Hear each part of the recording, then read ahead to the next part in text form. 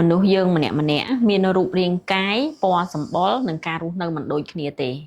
អញ្ចឹងសេវាកម្មដែលរើសយកមកថែរក្សាសម្រស់ហ្នឹងក៏មិនអាចដូចគ្នាដែរ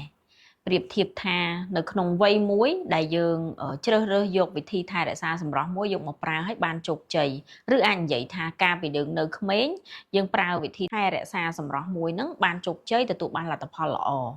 ក៏មិនមែនមានន័យថាសេវាកម្មដដែលហ្នឹងពេលដែលយើងចម្រើនវ័យច្រើនទៅយើងនៅតែយកសេវាហ្នឹងមកប្រើដដែលហើយយើងរំពឹងលទ្ធផលដោយការយើងនៅក្មេងនោះគឺមិនអាចទេ